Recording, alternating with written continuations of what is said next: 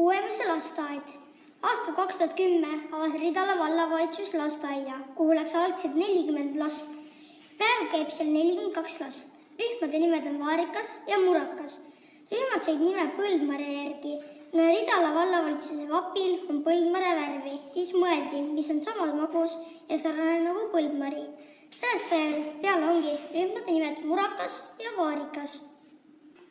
Seal töötab 4 õpetajat: Monika Nerman, Pille Meeles, Sirje Jatsa ja Pille Rimpu.